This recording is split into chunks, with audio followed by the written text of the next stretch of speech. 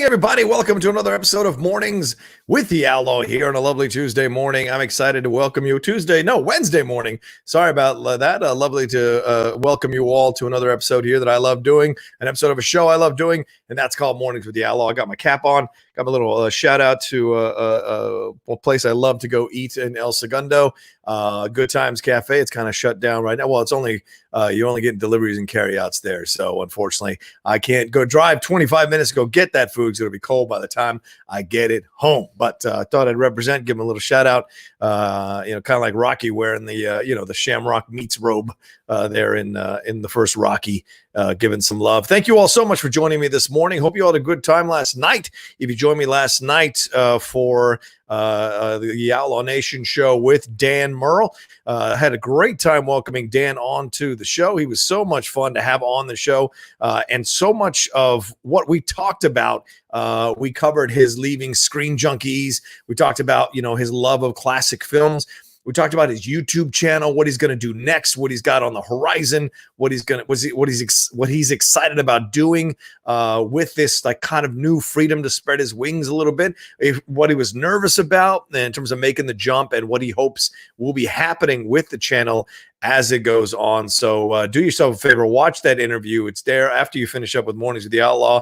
I also have it available on the Outlaw Nation podcast network. So that is up now this morning for you all to enjoy that interview as well. So don't forget to kind of head on over there and download it on podcast form or watch it on YouTube. See Dan and I having a great time going out at the Founding Fathers. Also, great questions, great Streamlabs and Super Chat questions that came in from the fans during the show. Had a lot of questions about what he's going to do next, but also questions about his favorite horror movies or favorite westerns and favorite directors, favorite Hitchcock movies. So Dan answered a lot of questions. We answered a lot of questions from a variety of topics and subjects last night. We didn't just talk about things that were going on in our world. So pretty awesome stuff, and I hope you all will download it or either on YouTube or on the podcast network. That'd be great.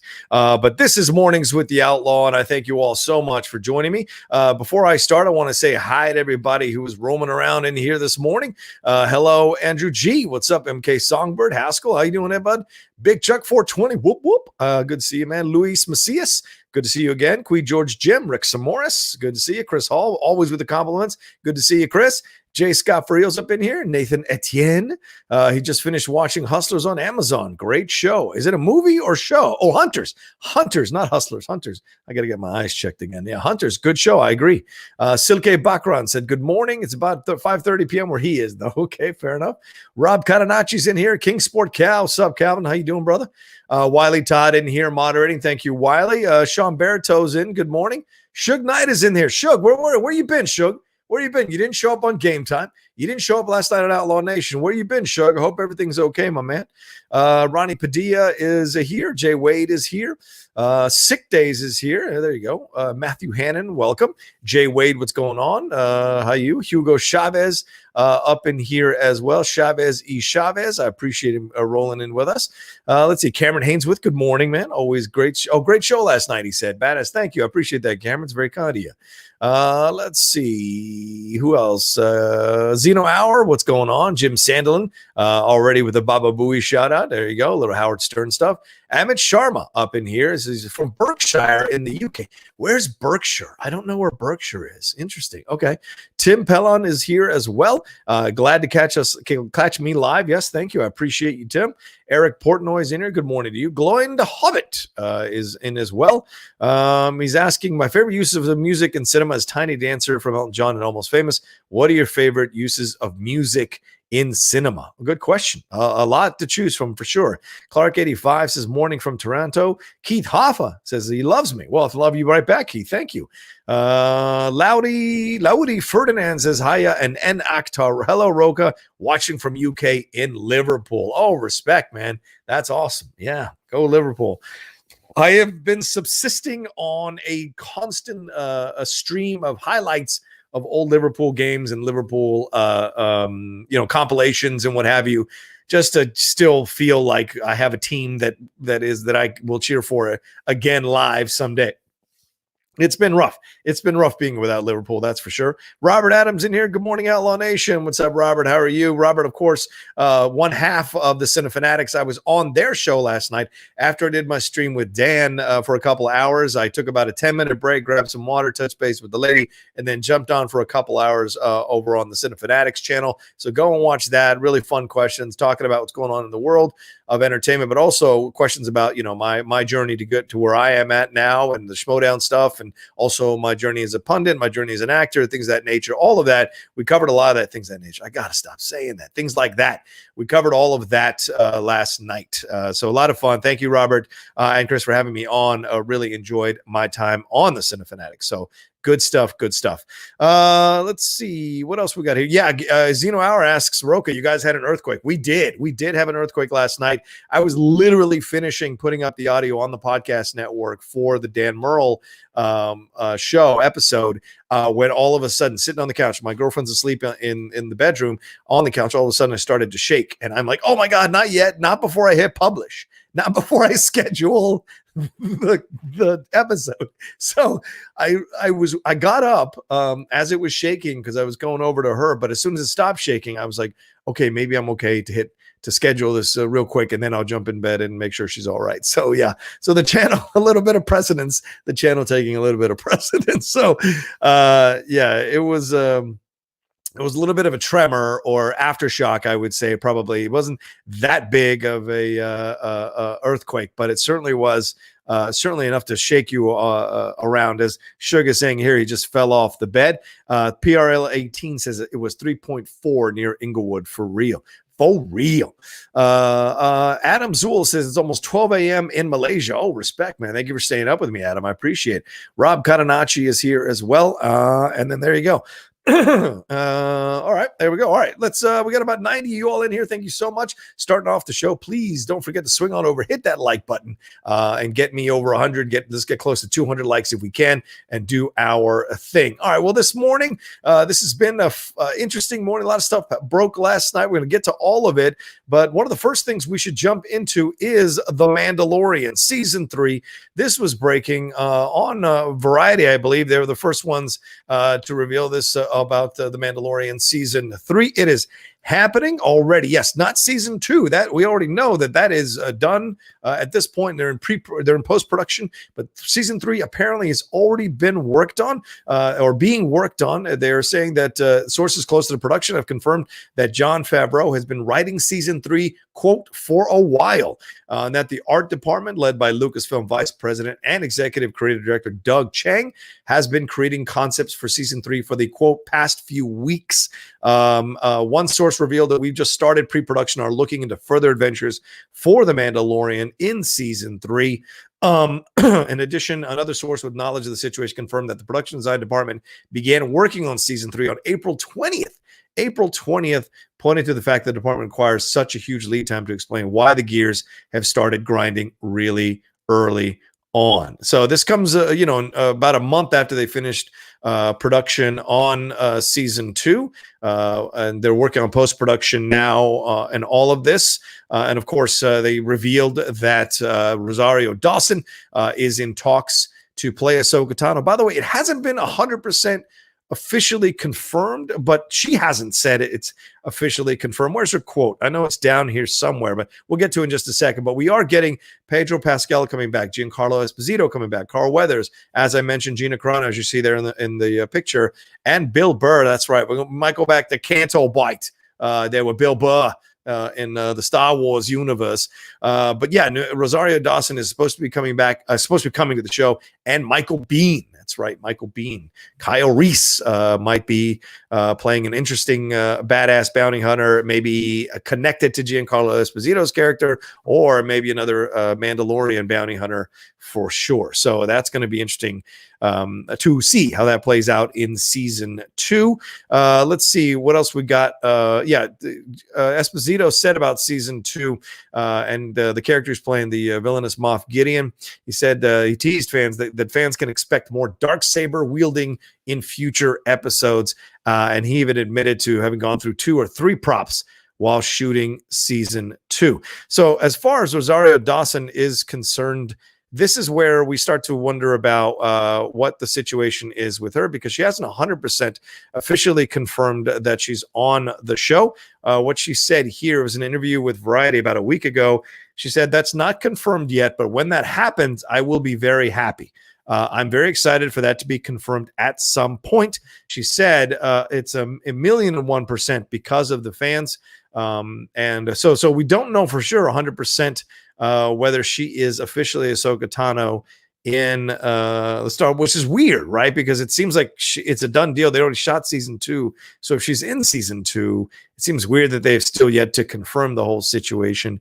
But this is not a surprise, is it? I mean, The Mandalorian blew up in season 1, and people were like so happy and excited for the most part. I know there were some detractors, some people didn't like it, who weren't the biggest fans of it, but overall this was a massive hit for Disney, for Star Wars, and I think that's why they released the season finale of season 1 after they released the Star Wars Rise of Skywalker. Maybe they felt Rise of Skywalker was a bit more mixed in terms of its overall result, so they felt they had a better ending of Star Wars with the Mandalorian season finale, which everybody got, most people got excited about and enjoyed. And of course, season 2 was already, the news already dropped about season 2 being greenlit while season 1 was still happening in that way, just like Picard was. Picard season 2 was confirmed before even season 1, I think, premiered. So that's a interesting tactic. I guess they take a look at these things, they watch these episodes,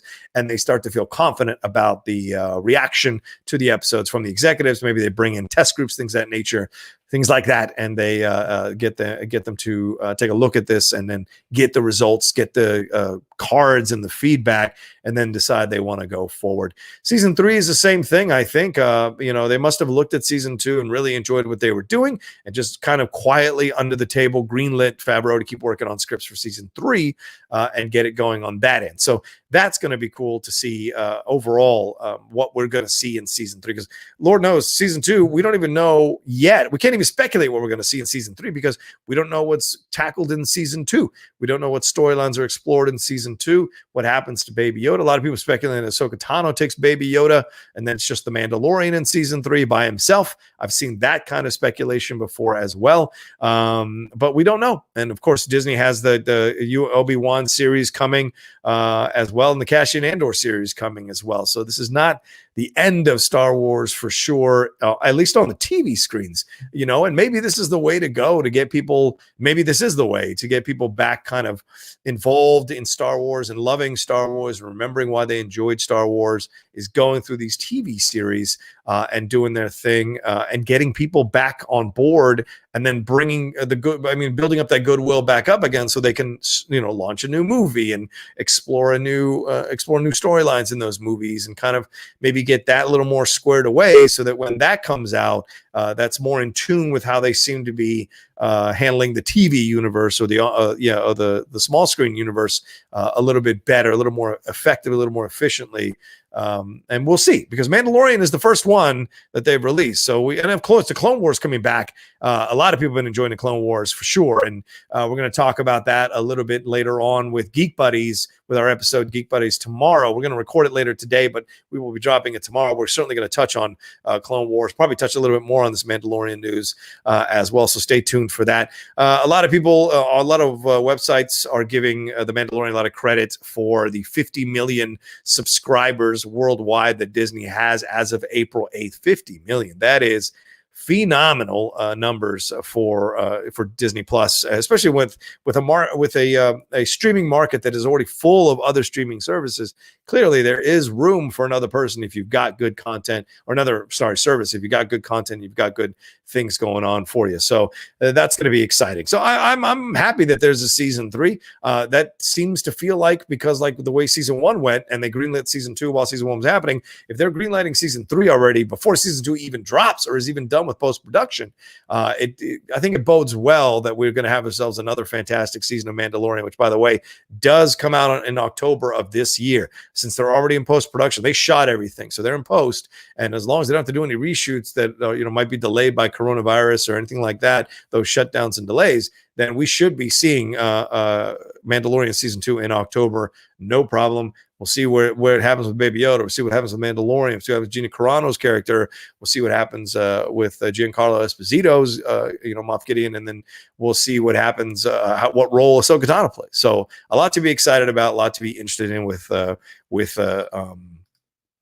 Mandalorian. So that's exciting overall for a lot of us. So, okay, I got over 111 of you all in here. Thank you so much for joining me. Please swing that cursor button over, hit that like button. I don't have any super chats rolling through, but if I got some Streamlabs I can get to, please send in your Streamlabs, send in your super chats.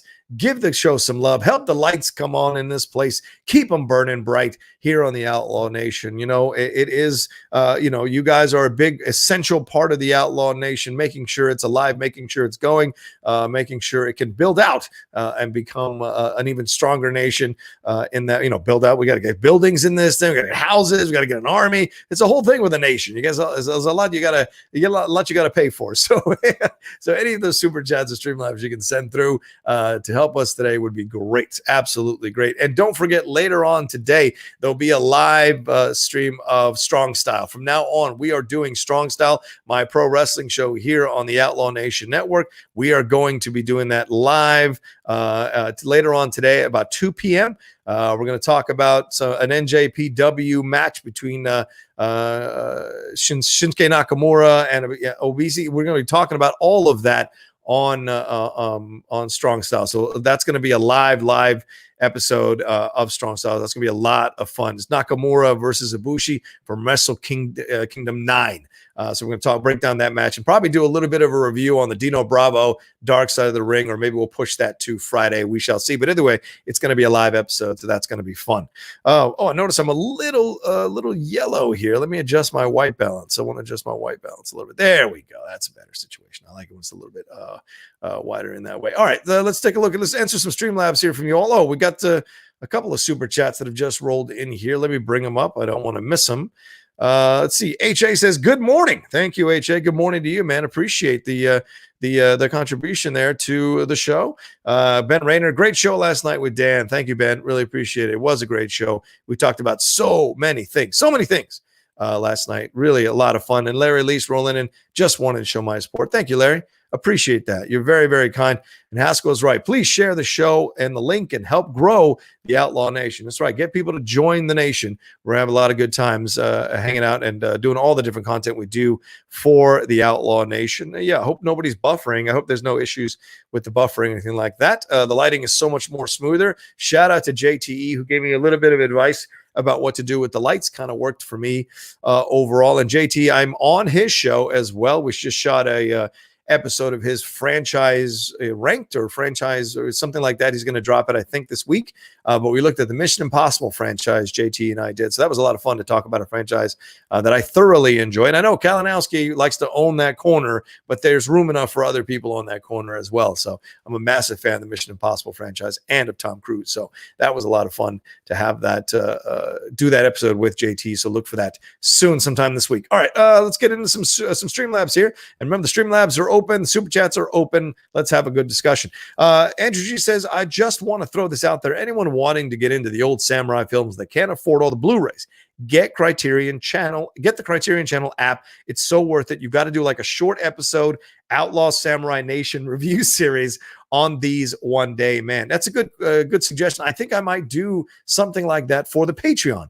My Patreon's right there on the screen if you want to go and join it. Already had a few people join last night. Thank you so much for coming aboard the Outlaw Nation train on the Patreon side of things. I really appreciate that. I'll be creating shows for the Patreon. They're exclusively for my patrons on the Patreon as well. And I'm sure an Outlaw Samurai series would be a fun series to explore and kind of assign people a movie, and then we talk about it at the end of the week, something like that. So certainly those are things that are going to be in the mix, kind of smaller shows, 15-minute shows, 20-minute shoys, breaking down a movie or looking at a movie and analyzing it for you all. So come and join the Outlaw Nation, the Patreon. It's a great suggestion, Andrew G. He donated some more. He said, since getting the Criterion Channel, I've hit Samurai Rebellion, Kill, that's a good one, and started the Lone Wolf and Cub and Zatoichi series. Zatoichi is fantastic. You got to enjoy Zatoichi. They did release like a $200 compilation of all the Zatoichi films. And I don't mean the Takeshi Kitano remake. I mean the original Zatoichi films, The Blind Samurai. So good. For those of you who remember the Rutger Hauer remake of that, which was called Blind Fury in the 80s, that was their attempt to try to maybe create a franchise out of that. And Rutger Hauer was really good in that film. Kind of a guilty pleasure of mine for sure. Also, he saw Rashomon for the first time. Love Lone Wolf and Cub so far after seeing the first two films. Kill was so fun. I've become a huge Tatsuya Nakadai fan. And you should be. Tatsuya Nakadai essentially took the place of Toshiro Mifune for Akira Kurosawa and went in and did a number of leads, including Ron. You can see him with Mifune both in Yojimbo and also in Sword of Doom. Sword of Doom is not a Kurosawa film, but certainly seeing those guys go at it is a fantastic film or a situation to experience on film. Thank you, Suge. Thank you for that, Andrew G. Definitely. Suge Knight. Hey, Suge Knight. Morning, Outlaw. Hope you're doing good this morning. Yeah, I'm trying to get better, which I'm starting to feel good. Good. I got a big interview tonight on the podcast. Yes, I know I missed a lot of game time, but caught some of it. We will be talking, John. LOL. Yeah, feel free. Feel free, Shug. All right. Andrew G says he donated something. He says super stoked for Mando 2. Not surprised. They're already crushing pre-production on Mando 3. How many seasons do you think they'll go for? A 3-season trilogy would be rad, but if they have a great story to keep going, I'll keep watching for sure. This is the way. Well, Andrew G, I think they'll go as far as they can go, to be honest with you, because this is their bread and butter. None of the other Disney Plus series, the original series that have come out, have come close to being as big as The Mandalorian. And all the analysts have put that up in their review of both the numbers and the social media reactions to the show and just the overall general pop culture crossover effect of the show. None of their original series that have been done on Disney Plus come close to that. So that is not a surprising thing that they're already working on season 3, in my opinion. And I think they'll keep going until the wheels go off, because The Mandalorian can be anybody, right? It just says The Mandalorian. So it can be anybody. It can switch over to another Mandalorian. If Pedro Pascal hits that 3-season mark and doesn't want to do it anymore, then you introduce the new Mandalorian and we'll follow the new Mandalorian into season 4. Why not? A Doctor Who regenerates all the time. The Mandalorian being under a mask and being a Mandalorian, which is essentially a faceless a bounty hunter, can be anybody. Maybe they move into a female for season 4. That's certainly possible. Maybe Gina Carano becomes the Mandalorian for season 4 if she survives through season 3 and then assumes the mantle of a Mandalorian. You just never know.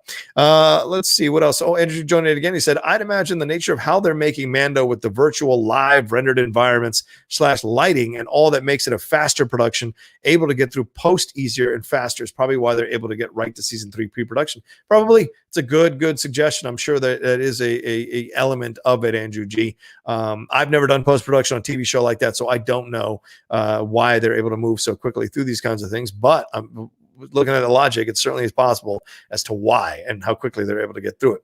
All right, Andrew G, again, let's speculate. When Boba Fett shows up, come on, he for sure will on Mandalorian. Would you want to see Tamora Morrison return to voice or play him, or do you want them to go to back to that original voice before they redubbed him? Just a fun question. I don't know. To be honest with you. Tamora, to me, I always connect to Jango Fett. I don't think he's a Boba Fett in my mind. He's Jango Fett. So I don't know if I want Tamora coming back to do the voice of Boba. I don't know if I want to go back to the original. I've always thought Boba was Latino, and now that we find out the Mandalorian is Latino, Pedro Pascal, I kind of want to keep that vibe going. Maybe find another actor who will be the voice of Boba Fett, and maybe he's a Latino actor. That could be a lot of fun for me personally. So I would like to see that. That's my personal thought. Milwaukee_Mickey, he donated some money. Thank you so much, Milwaukee. He says, can you please talk about your favorite moments while working in Universal? I love hearing theme park stories from employees. All right, let me take a drink. All right, so here, let me answer your question. I do have a lot of fond memories of working at Universal Studios theme park. It was a fun time. I did it almost 2 years, being a wand keeper in the Harry Potter land, or the Wizarding World of Harry Potter at the Universal Studios here in Hollywood, which is actually in Burbank, or Universal City as it's called. But yeah, I had a really great time doing the show. The behind the scenes stuff, there's a lot of politics, things of that nature, wasn't always the best thing for me, but doing the shows were great because you get people in there who really kind of dial into the atmosphere of the show, right? I am the wand keeper. I do the show. It's about a 5-minute show, and you do 30-minute sets or 45-minute sets. Then you switch out, rest for 45, then come back and do another 45 or another 30. I can't remember now how long our sets were. So there'd be a show, 30 people will come in, do the show, move them right out into the shop. Then another 30 would come in, do the show. So one of the best memories are always the people you choose who are dying to be chosen. And you can tell immediately when they're happy to be chosen because they just kind of lose their minds a little bit, or they just do the whole big, that kind of thing. But I'll tell you, my favorite memory, or one of my favorite memories, is it was early on when I first got the job, and we trained for like 2 months to do the job, because it was getting all the dialogue memorized. Then it was working on the accents. Then it was once we got in there, then it was figuring out the rhythm. We were doing the shows for everyone else, so we were doing the shows for each other. Then we had a soft open at the Wizarding World, and so people who were already at the park could come in for like concentrated hours to explore and do and watch the show. So when I was doing the show, and at the time, this was the only job I had other than driving around and building up my brand, doing all these other recap shows and hosting shows all over town. This was the only other job I had. So I would call every day. I was like, is there a slot open? Is there time open? So I hustled like crazy to get as many shifts on there so that I could get more and more reps, so that I could be higher up on the chart and then get chosen to be on be one of the people on there. So high up on so I would get a lot of hours when the park eventually fully opened. When the Wizarding World officially opened. So anyway, one of the soft opens I had, or one of the early shows I had, I remember these people came in. It was 30 people from the park. They had heard that we had a soft open. So they were like, they had been waiting and waiting and waiting and hoping that this was the day that there was this, a 2 or 3 hour window where people could come into the Wizarding World and enjoy the park for a little bit. So they came in, they were one of my first shows. And I happened to select the lady. And by the way, when you're selecting, you're really just looking for somebody who's totally in tune with what's happening, or a unique person, or somebody who's just like kind of caught up in the vibe at all. Or you're looking for someone who's about 14 or above, or 12 and above to kind of get it. So you're looking around, and then I selected this young lady. She was about, 18, 16, something like that. I selected her. She came up. We did the whole thing. And when it was over and she got her wand and, all of that, we did the magic and all that. When it was over, her family walked up, because the family walks up and you have a separate conversation with them as people are leaving. You explain the wand, explain the situation, tell them how to take care of it, all that jazz. Her family was crying. Like, her sisters were all there. They were crying. And they came up to me and they were like, hey, we just want to tell you, because she couldn't talk. She was just so emotional. Our mother died of cancer 3 months ago, and she paid for us to go on this trip because she knew we wanted to go. And it was kind of her last gift to us before she passed. So the fact that you chose our sister, who, my mother and her had such a special connection over Harry Potter, it means the world to us. And and I'm telling you, it was the hardest thing in the world to keep from crying in front of them, because I lost my dad to cancer. So to have that moment, it meant so much to me to be able to give that joy to them, and maybe a small bit of closure and weird kind of universal okay that this was actually something beautiful, and the energy of the universe kind of aligned for me to choose her and for them to have this experience. So it was very sweet of them. And when they walked out, I had to take about 2 minutes and just kind of let out the tears for a couple minutes before the new show came in. But that's certainly one of my favorite memories. And it certainly showed me that I had to take this job very seriously once I was in the room, because people love this Harry Potter universe, and they love to escape into the universe because they have troubles with their jobs, trouble with their lives, trouble with their friends or their family, their relationships. And when they come to the Wizarding World, world, that kind of let that go and disappear into this world of fantasy and magic, that they can like kind of forget their troubles and enjoy. So the fact that I was a little part of that meant a lot. So that is definitely one of my favorite memories of Milwaukee. Thanks for asking that question, bro. It's been a while since I talked about that story. So thank you. Chris Hall and Rocha, is there anything you have learned about yourself or girlfriend during quarantine so far? I do. It's a good question. Have I learned anything about myself?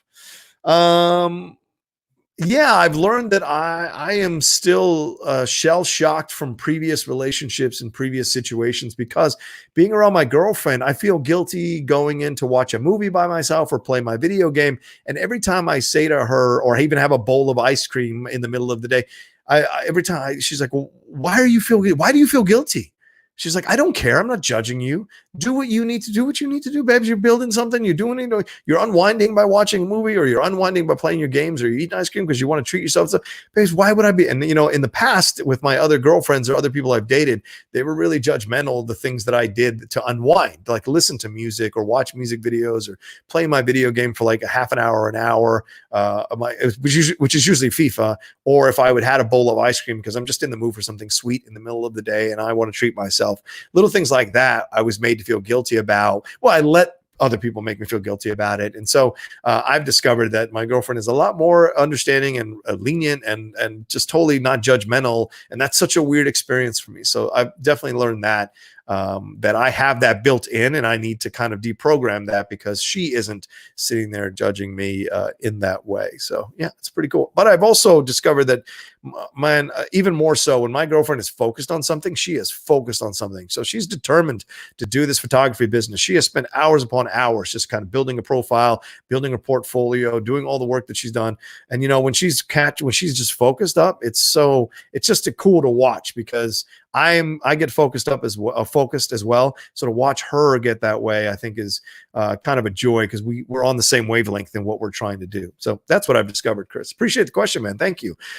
Shout out to these people who've already subscribed to the channels we're doing the show. Ghoul John's just subscribed. Movie Ace has subscribed to the show. Stace Lim 78 has subscribed. T Palin 0889 subscribed. And then overnight, or just a little bit before the show started, Marta Fernandez Martinez, Robert Hayes, Chano Williams, Keith Kilduff, Cliff Ellor, Michael Cross, Payne 123 TK, Karen Lewis, and Remco Stats also all subscribed here to the Outlaw Nation channel. So thank you all so much for subscribing to the channel. Always appreciate it. Got 126 y'all in here. Got 100 likes already. All right, let's start marching to 150. Would really appreciate it. Let's see.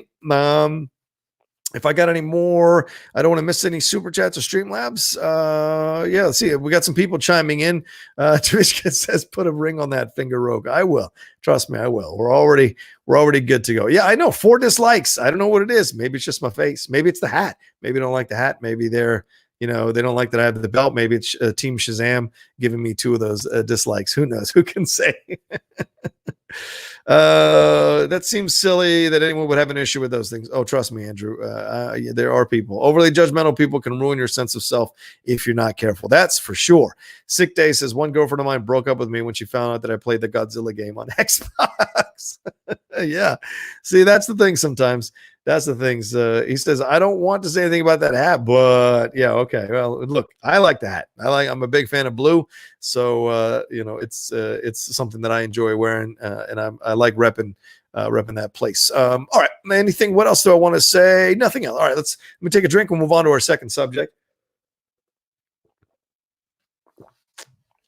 All right. So it was released last night, the news, or yesterday, the news that we got ourselves Scoob. Scoob is coming to video on demand. This is happening very, very soon. The Warner Brothers is jumping into the mix, so to speak, by putting Scoob, their animated film, onto premium digital ownership and PVOD on May 15th. In the US and Canada. It will be available for 48 hours of a rental period for $19.99 or the EST price of $24.99. $9.99. Tony Cervone directed this one, or Cervone. I'm not sure how do you pronounce his last name, but I'm trying to cover both bases here.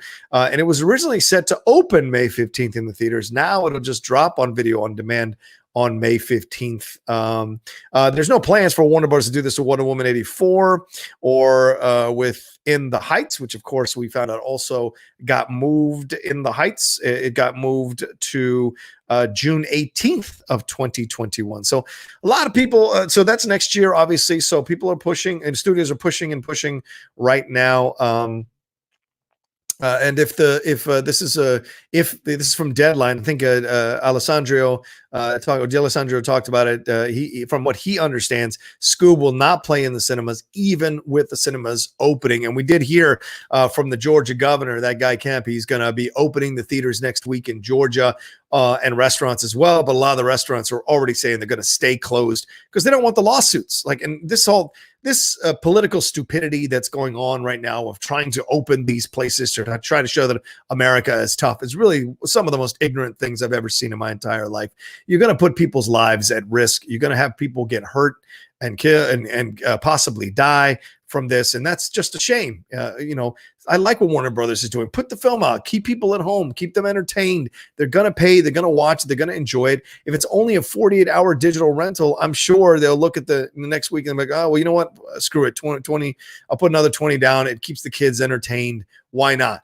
Things like that. So to me, in my opinion, I think that's important to keep people at home, keep them safe. Don't give them a reason to go out and get exposed. I was reading the New York Post yesterday, flipping around on Twitter, and this girl, I think she was in Kentucky, this 21-year-old released a video of herself on social media a couple of weeks ago, crowing about how the virus isn't going to touch her. She doesn't believe that it's a big deal and it's no problem. What has happened? She got the virus. She contracted the virus.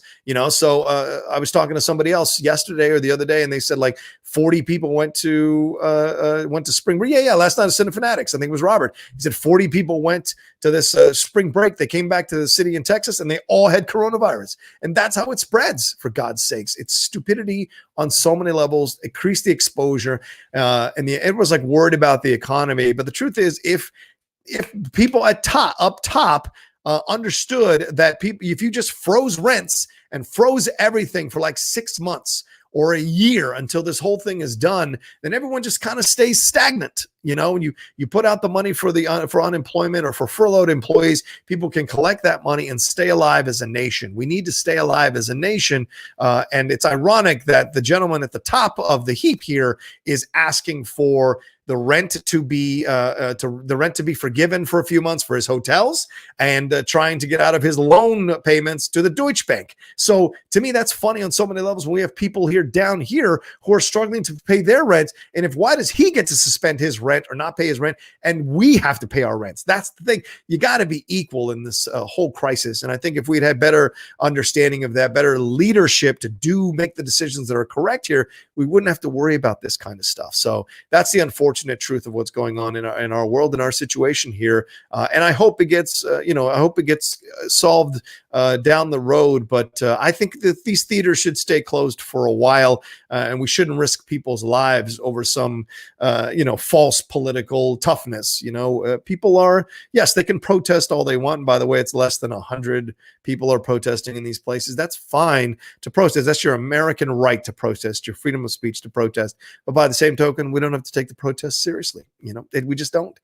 So hopefully we'll at some point kind of solve this thing in the future. If we suspend all the utilities, if companies are willing to kind of like take a little bit of a hit on allowing cell service, allowing internet service, allowing cable, all this kind of stuff to just exist for now, and get like reimbursements from the government to cover that kind of stuff, I think we'll all be in a good position in a year from now and be able to move forward in a positive way. So we shall see. But yeah, so they're basically saying that they will not release it in the theaters. They're only going to release Scoob as a video on demand, which I think is a good idea, just to see what happens here. Because remember, Universal released Trolls World Tour, and it did really well video on demand wise. Already the numbers that they were speculating about were pretty big numbers, and we won't know for sure, I think, for another 3 to 4 months what those numbers look like. But overall, I think it's a positive thing to drop these movies, to keep people at home and to see what the reaction is. And why not? And that's a smart move, I think, by the studios to find out what the interest in it is, and yeah, I mean, this may change viewing habits, and in the end it may cost some movies coming out in the theater in the future. But you've got to adapt and improvise in situations like this. This is something we haven't experienced since 1917. So studios, all businesses are trying to figure this out as it goes along, and we'll see how this plays out as the numbers start rolling in, because this is according to I think it was a Deadline. They said Universal's decision to take Trolls World Tour into the homes over Easter weekend with a $19.99 48-hour PVOD rental yielded an estimated first weekend stateside revenue of between $40 to $50 million. So it's not the greatest opening in a movie theater, right? $40 to $50 million, but for staying at home, 40 to 50 is pretty fantastic. So Paramount dropped Lovebirds on Netflix as well. My Spy is going to Amazon Prime. I think that's the Dave Bautista film. And then Disney said that Artemis Fowl will open on Disney Plus at some point in the future. So there we go. Warner Brothers chair and CEO Ann Sarnoff made the announcement about Scoob and said the same day corporate parent AT&T said Warner Media's HBO Max will be offered free or via promotion to tens of millions of its U.S. wireless video and internet customers on the streaming service's launch date of May 27th. Now, I don't have AT&T. I have I have Verizon, so I got Disney Plus for a year through Verizon for free. So all you AT&T people will get HBO Max, it seems like, for free for a limited amount of time. Maybe it's a year, maybe less, but you'll have it free for a little bit. So that's a positive for people there. She says, well, eager to be able to once again show our films in theaters. We're navigating new, unprecedented times, which call for creative thinking and adaptability in how we distribute our content. Just to tell you, the Scoob film, Scoob, is a prequel. It shows how lifelong friends Scooby and Shaggy first met and how they joined with young detectives Fred, Velma, and Daphne to form the famous Mystery Incorporated. As they race to stop this global dog apocalypse, the gang discovers that Scooby has a secret legacy and an epic destiny greater than anyone imagined. The cast of Scoob includes Will Forte as Shaggy, two-time Oscar nominee Mark Wahlberg as Blue Falcon. That's right, Blue Falcon coming back. Jason Isaacs as Dick Dastardly. Gina Rodriguez as Velma. Love Gina. Zac Efron as Fred. Amanda Seyfried as Daphne. Kiersey Clemens as Falcon Fury pilot Dee Dee Sykes. Ken Jeong as the Falcon Force's Dynamite. Tracy Morgan as Captain Caveman. That's awesome. And Frank Welker of Transformers fame as the great Scooby-Doo. So there you go. A lot of stuff happening there for Scoob. So I'm excited to see how that does. I want to see what the numbers are when they start rolling in. Will they be positive numbers? Will they be good numbers? Will they yield positive results? I hope so.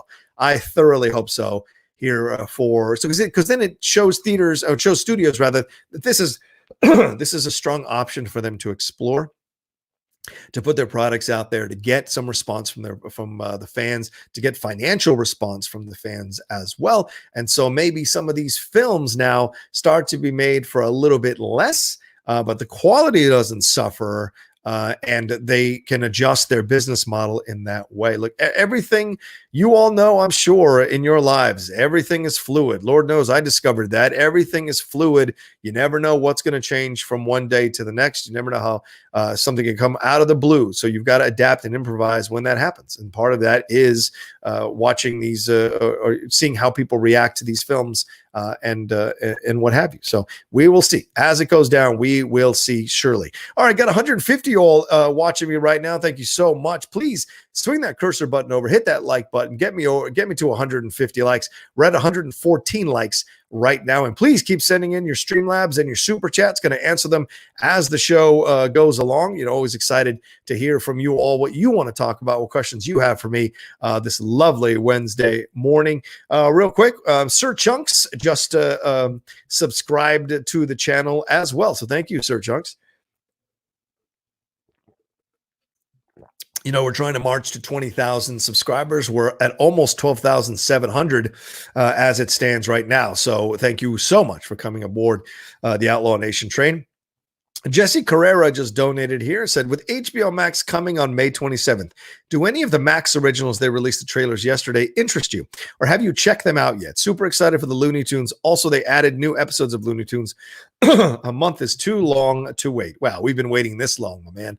I think another month is okay. And everything's been postponed and kind of delayed. So waiting a little bit and building anticipation once a date is set is not a bad thing. It's a good thing for you to look forward to it and have it happen. The Last Dance, that Michael Jordan documentary, a lot of us who are sports fans were just excited when they moved up the date because we had been waiting in our heads. We had kind of programmed our heads to wait for that one. And the fact that they moved it up, then it became this kind of anticipation of when's April 19th coming? When's April 19th coming? And then it happened, and we watched those first two episodes. By the way, I put up a review of that on Monday on Game Time. I welcomed Matt Nost to come on with me, as well as Complex Sports Adam Caparel. So if you want to watch our review of the first two episodes of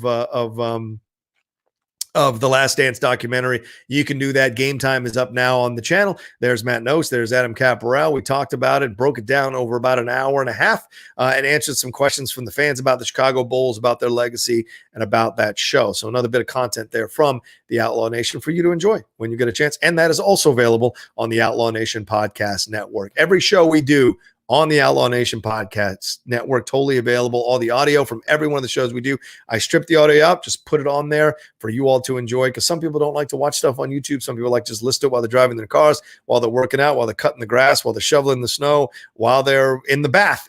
We've had a fan who in top 10 who listens to us while he sits in the bath for an hour. So I put nothing out of the realm of possibility that people do when they're listening to podcasts. So please come and join and subscribe to the Outlaw Nation Podcast Network to get everything in audio form for yourself. All right, where else are we right now? Anything? Oh yeah, I should finish that question. I have not seen any of the trailers for the Max originals yet. I will be watching them a little bit later today for sure and seeing what my reactions to it. I'm always concerned about new Looney Tunes shows, Jesse, because I saw the new Looney Tunes ones that have come over the last few years, and they don't seem to capture the magic fully.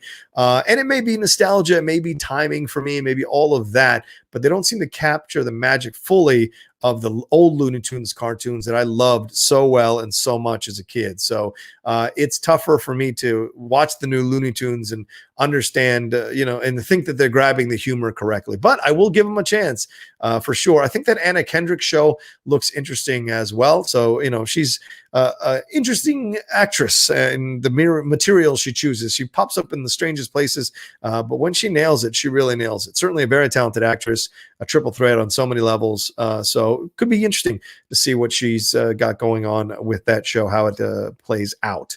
And all right, so there we go. Let's see, what else have we got here? Let me jump over to the StreamYard here. I'm gonna jump in the comment section here. Next big rap star 92 says, "What's up, Rocha?" Hi, Rocha. What's going on, man? How are you? Good to see you.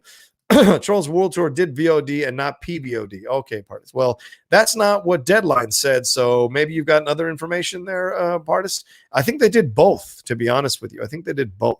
I think you could buy it for a certain amount and then PVOD for another amount. So, all right, where are we at in terms of likes? We're at 132 likes. Yeah, let's keep marching to 150, please. Let's get to 150 likes before we wrap this thing up today. All right, and are there any other Streamlabs that have rolled through? Just want to check to make sure before we move on to the next section of the show. There are not. All right, cool. Let's jump into it now and bring it up. Let's see. And I think you guys have been waiting to hear about this. So let's drop it now. Where are you? Boom. That's right. Venom. Let There Be Carnage. Venom 2. Last night, they released the title for this film, Venom 2, or Venom, Let There Be Carnage. That's the newly revealed title. Sony also released a video teaser for the trailer. Sony also released a video teaser for the title on their social media, which I personally liked. I liked that they kept that epically loud score, those beats from the first movie. Boom, boom, boom. I really enjoyed they did that, 'cause that was one of the things about the movie. Although I wasn't the biggest Venom fan, there are some scenes in the movie that I enjoy watching, and the score is so epically loud throughout the whole movie to kind of convey this feeling that this is bigger than you think it is, while also having their tongue firmly planted in their cheek. As far as the title goes, I've seen some people who weren't 100% positive about this title or don't like the title. There are some people who like the title and some people who don't. Let There Be Carnage. Screen Rant, I think, was one of the articles that I read about this. They were saying they liked the vibe, that it's a 2000s, that the first film had a 2000s vibe. So why wouldn't the second film have a title that kind of feels like a early 2000s title? Let There Be Carnage. Kind of on the heels, of course, of what Cletus Cady, who is the character who will become Carnage, and of course the character that Woody Harrelson plays right at the end of Venom. He says at the end, there's gonna be carnage. There's gonna be carnage. Come closer. We'll do this whole serial killer thing. So we've already seen Tom Hardy put up some pictures of Woody Harrelson in the Hawaiian outfit, which I enjoyed, and which it probably means that we're going to see them going at it throughout the movie. Carnage versus Venom. I know a lot of people were commenting on Twitter and on social media that they were lamenting that it wasn't Maximum Carnage. It wasn't called Maximum Carnage because the rumors are we are going to get Shriek in this movie, which is who is Carnage's girlfriend, that he might be breaking her out of the same prison that he is in. And clearly he's broken from the prison, because some of those pictures that Tom Hardy put up, Cletus is out in the world with that Hawaiian shirt of his. So we look forward to what the overall plot line is going to be, but it basically confirms that it is going to be a Carnage plot line. He is going to be the main villain. And of course, all of us kind of had assumed that or suspected that anyway, but this is the official confirmation that it would definitely be about Carnage. Now, for those of you who remember Maximum Carnage, which is maybe some of you don't, so a little bit of a background, Maximum Carnage was a comic book series that was put together here with a number of issues. Let's see here.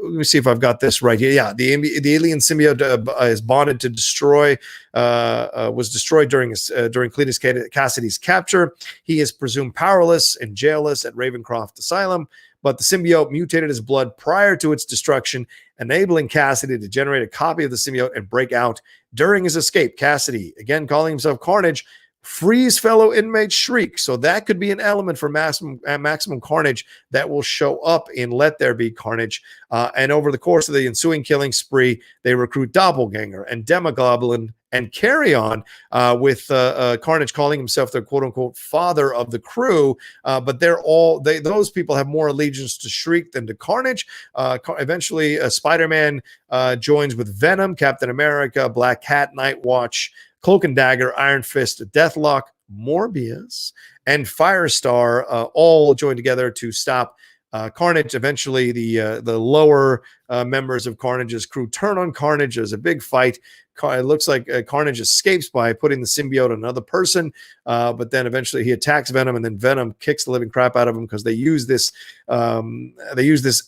device from Stark Industries that supposedly puts the feelings of love and care into all of those people who have the evil symbiotes on them, and it throws them off, and it allows Venom to destroy and pummel Carnage, and then Carnage is eventually arrested, or Cletus Cassidy is eventually arrested and put back in prison. So we'll see how many elements of this creep into Let There Be Carnage, but I like that they didn't call it Maximum Carnage, because then essentially you're saying this is the comic book, and so they want to do their own thing, kind of adjust the storylines to make it work for the story they want to tell. And Let There Be Carnage, I think, totally works too, because the thing about the symbiotes is, and we saw it in Venom as well, on the live action Venom, they try to be more important and more grandiose than they really are. They act as if, remember, a symbiote is assimilating itself into another person.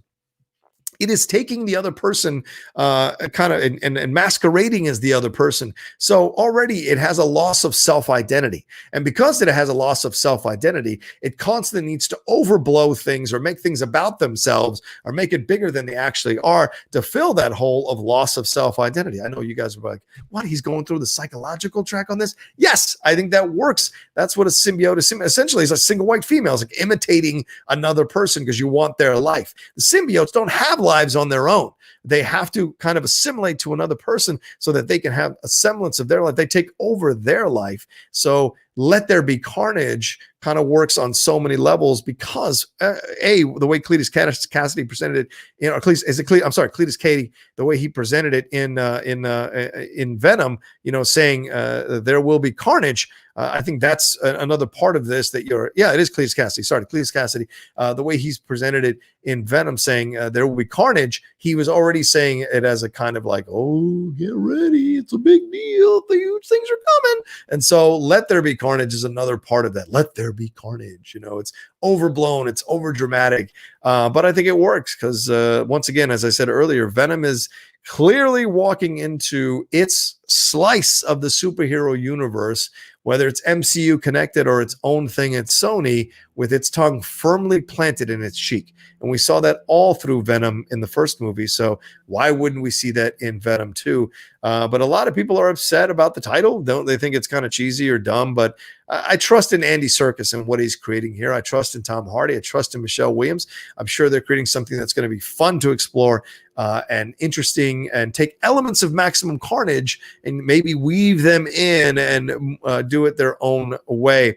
Another thing that was announced with this movie, I'm see if I can find the date, because it was pushed into that was the original Batman date. Let's see. I want to make sure I get the dates right for you all so that it's not wrong. Oh, okay. I don't know why I didn't put the date down, but it's been moved, I think, to June 25th, 2021, which I think was where the Batman was originally. Is that correct? I'm sure you guys can correct me. I don't know why I erased that fact on here. How dumb of me. Should have been more paying more attention to that. But anyway, that date, so it's moved from this October to next June. So it'll be next June that Venom 2 comes out. So yeah, I was right, June 25th, 2021. It's in the spot previously held by the Batman and arrives in theaters just 1 month right now before the next Spider-Man movie is supposed to be released. So that is interesting because he took to Twitter last night. Tom Hardy did. Do I have that on here as well? Oh, no, I'll have to upload that real quick. He went to Twitter last night. Of course, he took it down. What he put up, this picture of himself, or this picture of Venom eating Spider-Man or kind of chewing up Spider-Man. Let me see if I've got that, and I'll bring it up real quick for you all to take a look at and see what you think. I don't have the black background on this one, unfortunately, but I'll bring it up and see what you all think, because a lot of people are speculating that Spider-Man might show up in the movie. Here it is. There it is. Boom. Look at that. I know I should have the black background behind it, so apologies, but that is what Tom Hardy put up on Instagram there. Where's my finger? Yeah, there you see. Wait, no, this side. There you go. You see Spider-Man's leg coming out of his mouth. There you go. That's kind of like where he's got going. I think a little bit of his mask is coming out of this mouth there. So, but then, of course, Tom Hardy took it down just as I just took it down there on the screen. He took it down and deleted it. And clearly this is something he's doing on purpose to kind of build up the hype for the movie. So now a lot of people are like, oh, is he in is Spider-Man in the movie? Is Spider-Man going to be in the movie? And remember, there were rumors they were trying to get Spider-Man on to Venom. I can't remember if it was Schnapp or Robert Meyer Burnett on one of the Heroes episodes said, I think it was Schnapp, said that Tom Holland was spotted on the set for a couple of days. They maybe shot something, but then didn't use it in the movie for whatever reason. So maybe this is an indication that they will be using it in the movie, or maybe it's a little bit of a shot across the bow that Venom is going to be still going strong by the time Spider-Man comes out. So it'll be a battle at the box office between them two. Of course, that makes weird sense or little to no sense, obviously, because it's Sony going against Sony, but that could be a situation they want to take a look at there. But it would be fun to see Spider-Man appear in some level, and certainly Spider-Man is a big part of the Maximum Carnage storyline. So will that play out in some way? We shall see. And Tom Holland, being a part of the MCU now for a little bit longer, will he kind of have some appearances here in these Sony movies to kind of build up what's going to happen post his connection to the MCU? Is this his way of building up this, because we saw Vulture appearing in the end of that Morbius trailer. So is this a Sinister Six thing they're building, or is this just kind of a thing where they're building these villains out so that when Tom Holland swings back into his own movie on the Sony side of things, you'll have established all the villains, so you don't have to waste time like building them back up or doing origin stories or presenting them for the first time. They're already established doing their own thing, or anti-heroes rather. They're already established doing their own thing. So Spider-Man swings in some way. And of course, rumors about Kraven being the villain in the new Spider-Man movie. That could be, another element of building the Sinister Six. Maybe it's him, Kraven, and Morbius, and Mysterio, and Carnage, and who else? Who knows? Of course, the gentleman who plays Scorpion, he was already lobbying for a solo movie as well. And no offense to that guy, but not a lot of people know that guy. I can't imagine they would give him a solo movie, but you can't fault him for lobbying for one, wanting to make a little change on the side and become more popular and boost his career and become more seen and more known. So why not? It could be something they could explore, but I would really doubt it that would happen. But either way, we see these pieces kind of floating around, and we'll have to wait to see how they fit in to a post-MCU Spider-Man Tom Holland universe, or the current universe. Maybe there's little allusions to it or connections to it, as we saw at the end of, as we saw in the Morbius trailer with Spider-Man murderer or is a murderer, and then of course Vulture showing up there. So a lot of questions still left to answer when it comes to Carnage, when it comes to all of this stuff. Yeah, people like Michael Mando. Yeah, that's it, Michael Mando. That's that guy who plays Scorpion. He is great on Better Call Saul, says MK Songbird. A lot of people really enjoyed that season finale of Better Call Saul the other day. So big shout out to that show. At some point, I'm going to just binge through that show and rip through it, but I got to finish Breaking Bad first. I still haven't finished Breaking Bad. I know a lot of people love that show, and so the time may come where now during this self-isolation, which by the way is not a self-isolation for me because I've been working so hard building up the channel. I'm still working, in essence, building up this channel and doing all the shows and doing all the products and putting content out there for people to enjoy during this time. So I am not sitting at home on self-isolation. I'm sitting at home working on the channel. This is what I'd be doing anyways. So I'm excited to still keep doing it for you all. Tereshka says, quit living under a Rocha. That's very funny. I like that. I like that very, very much. All right, let's see if there's any Streamlabs or Super Chats that have come through that I want to make sure I highlight before we wrap up the show here in just a few minutes. I got 135 of y'all in here now, 140 likes. Thank you. 10 likes away from 150. Can we get 10 likes in the next 10 to 15 minutes before I wrap this thing up? I'd really appreciate it. That'd be a lot of fun from you all. All right, let's take a look here, what we've got with some Streamlabs. Andrew G donated some more. He said maybe they're saving the title Maximum Carnage for an actual Maximum Carnage crossover with Venom and Spider-Man later on. Certainly possible, right? Maybe they're just laying the groundwork in Let There Be Carnage for Maximum Carnage down the road for sure. So I think that's a possibility, Andrew G, for sure. If they do the official connection of Sony into the MCU, I think that would be difficult. I really do. I think there are too many contracts to work out in that way, too many cooks in the kitchen. So it could be dangerous. I think one character or two characters is fine. If they start making like wholesale crossover stuff, then I think it gets to be a little bit dangerous about who takes possession of what. And let me tell you something, just having watched that Last Dance documentary and seeing the desire for credit from Jerry Krause for that Bulls team, don't tell me there aren't going to be executives who are going to have their, get their feelings hurt or bristle at sharing credit with other people if they feel they did more than that other person, and vice versa, so that could be an issue coming down the road, because this might surprise you, Andrew G, but there are a lot of egos in Hollywood. All right, Jesse Carrera donated some and says, Rocha, hey Rocha, have you seen Monos? I don't know how I feel about it.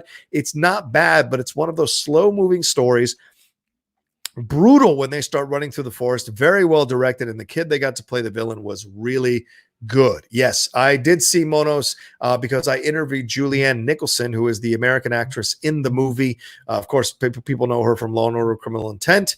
She had about a year, I think, on that show. She was in Black Mass. She was just in The Outsider as Jason Bateman's wife. So she's fantastic in the movie. The movie itself is such how can I say this? It's such a good watch. It's on Hulu now. I can't recommend it enough. Maybe I'll do a review of the movie. You know, maybe I'll start doing some reviews of these movies that are out that I've seen and kind of put them up on the channel for people who are interested in watching them on the streaming services. They're discovering them for the first time.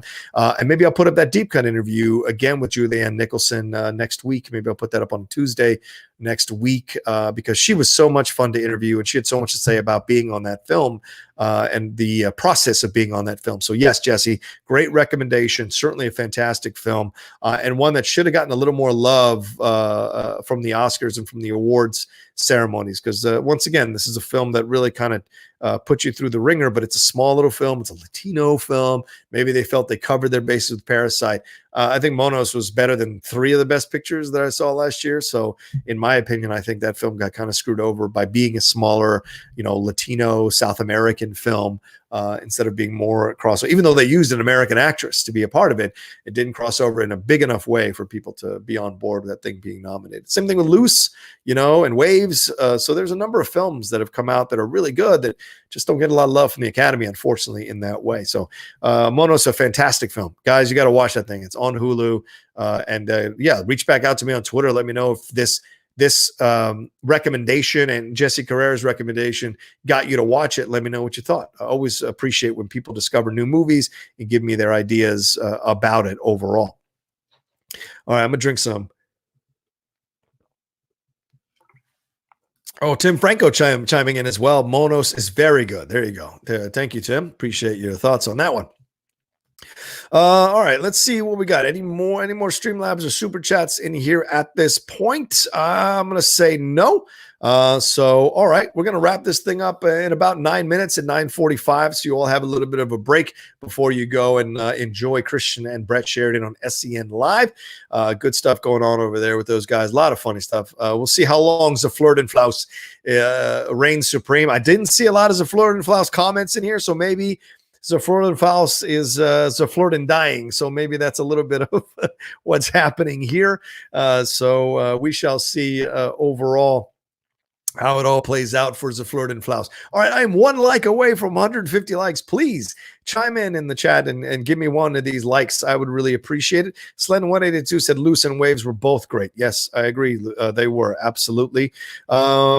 Yeah, there's a hangout today. Oh, yeah, let's talk about that. Hangout today for the Patreon. Yeah, you can sign up there at patreon.com, John Rocha / the posts. There you go. You can take a look at that. I do have a Patreon hangout today. It's going to be later on today, maybe after I finish Strong Style around 3 o'clock, 3:30. Going to hang out for an hour with you all on or 4 o'clock. So we're going to figure out the day because I don't want to cross over. I don't want to step on anybody. So maybe from 4 to 5, we'll do a Discord hangout, 4 to 5 PT, because I know Dorina has her 3 p.m.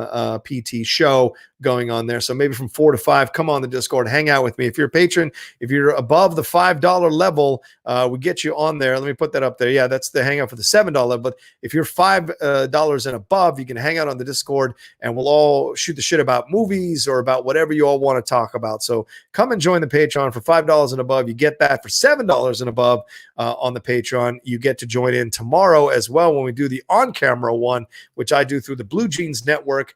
Get a bunch of people who come on who are patrons to hang out with me and talk about whatever they want to talk about.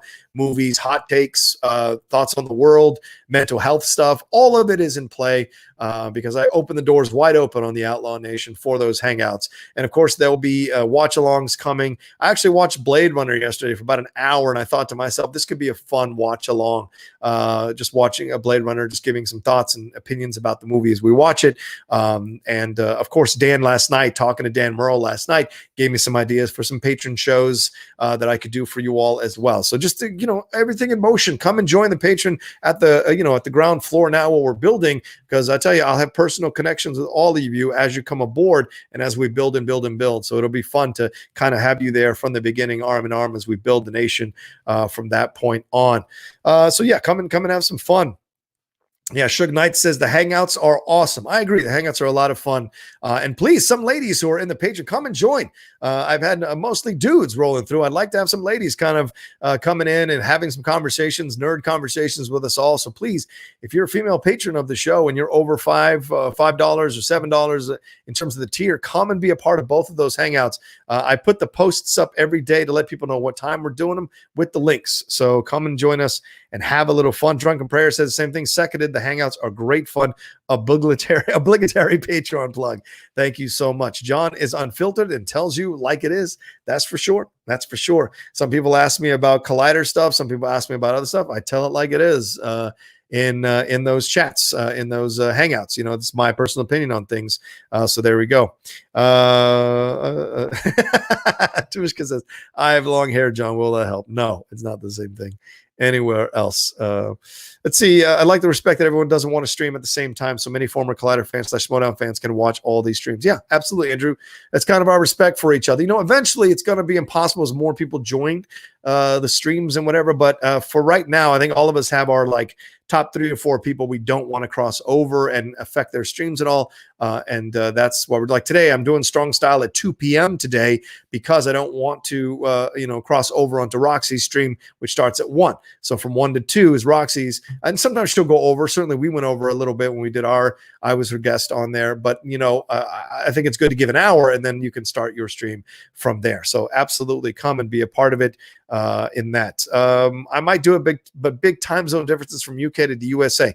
Well, Rapso, that's a great thing you bring up. Well, maybe some of you all can be, some of you who are patrons from the UK or from Europe, maybe there's a time you all want to suggest that works for you on Wednesdays and Thursdays, and I can have 2 separate Hangouts. One Hangout for the patrons who are stateside or can handle the time or good with the time that I laid out, and then a standing invitation every week for my more international patrons. It's to have a hangout with them as well. So let me know what works for you all. You guys are patrons. You can send me messages. You can send me all this kind of stuff on the Patreon. And I do read all the messages. I may not respond to all the messages, but I certainly read all the messages. So come on in. We'll do it.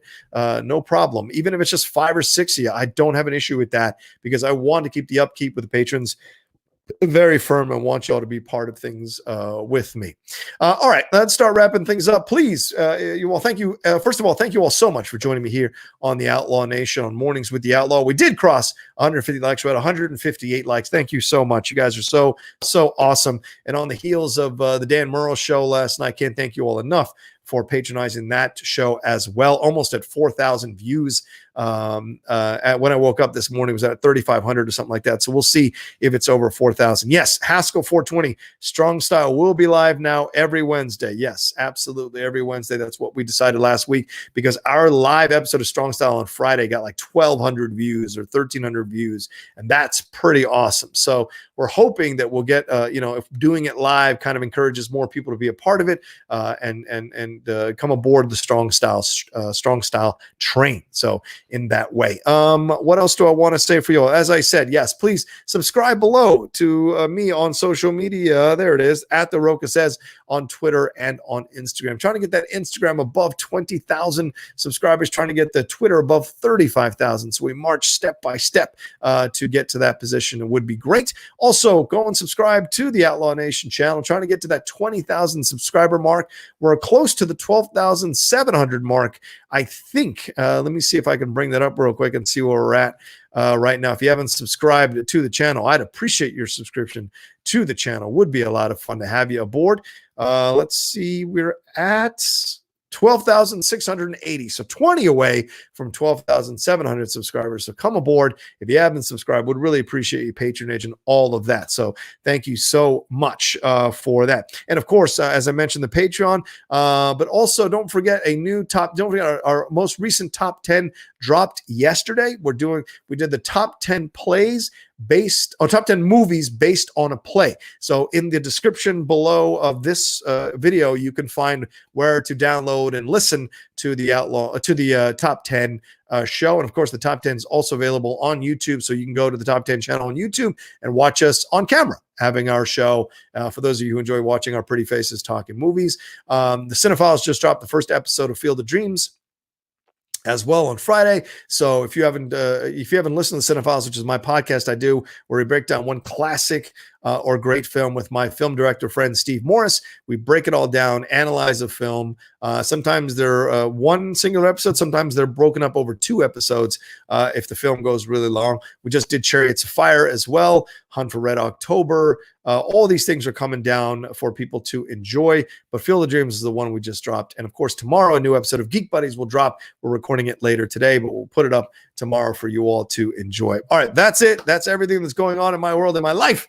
And I thank you all so much for being a part of the Outlaw Nation and joining me this morning on Mornings with the Outlaw. Hey, it's Wednesday. How have you been doing?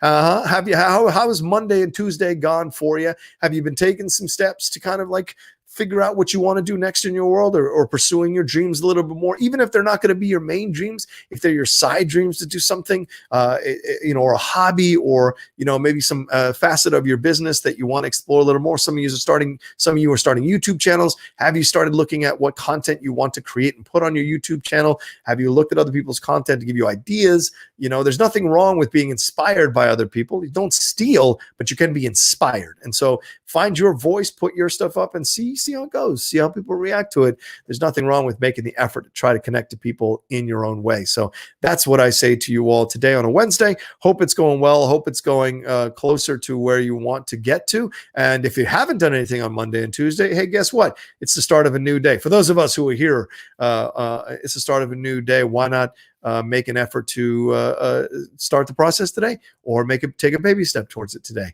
Or maybe some of you have done enough work for the week for your dreams and whatever, so you want to take a little bit of a break today. Then treat yourself, safely take a walk, enjoy nature a little bit, put the mask on, put the gloves on if you need to, keep the distance, but take a little bit of time for yourself. Let's some music, meditate, watch a movie, be alone with your thoughts. If you're okay being alone with your thoughts, just kind of chill, man. Just kind of chill. It might be good for you to kind of center yourself so that you can move on to the next thing you want to do in your world. So there you go. Those are my last pieces of advice for this Wednesday. Love to all of you. Again, thank you so much. Thanks to Wiley Todd. Thanks to Suge Knight for moderating. Thanks to Jake Yacovetta as well for the thumbnail and doing all that he does for the Outlaw Nation overall. And once again, don't forget the Dan Murrell episode is up now. Now that I'm done, go and listen to Dan talk with me about everything that's going on in his world and why he left Screen Junkies, what he wants to do next with his YouTube channel, what he's got planned for the patron shows he's going to do on his YouTube channel, talking about classic films, Westerns, Hitchcock stuff. All that stuff we covered. And of course, we talk about his Schmodown legacy and what he feels he has to accomplish in the Schmodown. It's a very cool interview. And him and his cat, or shall I say, Mara's cat, makes a couple of grand appearances that are very, very funny. So you don't want to miss that and overall. All right. Take care, everybody. We'll see you on Friday for another brand new episode of Mornings with the Outlaw here on the Outlaw Nation channel. Take care until then.